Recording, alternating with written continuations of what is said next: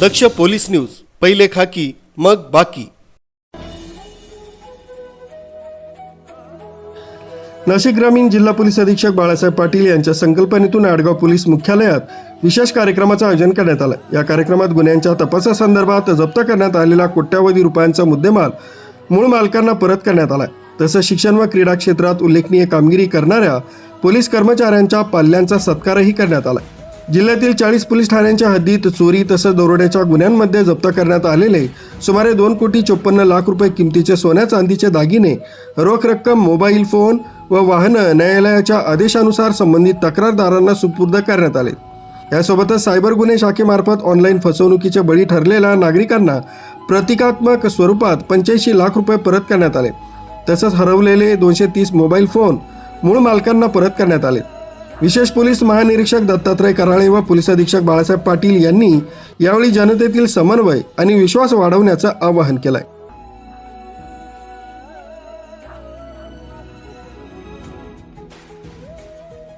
चोरी झाली किंवा आपली घरफोडी झाली आणि गेलेला मुद्देमाल आपल्याला जसाच्या तसा परत मिळावा अशी अपेक्षा ही निश्चितपणे असते आणि पोलिसांकडून सर्वात जास्त आशा असते की त्यांनी आपला मुद्देमाल हस्तांतरित किंवा जप्त केला पाहिजे आणि आपल्याला हस्तांतरित झाला पाहिजे।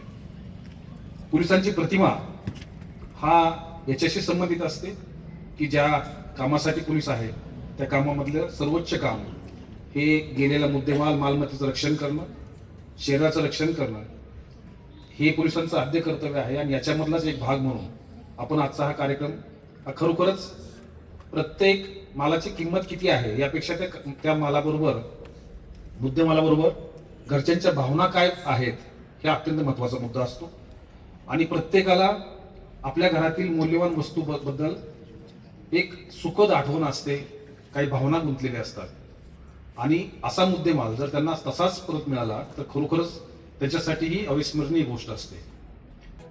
पोलीस विभागातील 10वी, 12वी व उच्च शिक्षणात 75% अधिक गुण मिळवणाऱ्या 22 विद्यार्थ्यांचा सन्मान करण्यात आला। क्रीडा तसंच कला क्षेत्रात राष्ट्रीय व राज्यस्तरीय यश मिळवणाऱ्या 12 विद्यार्थ्यांना प्रशस्ती पत्र देऊन गौरवण्यात आलंय।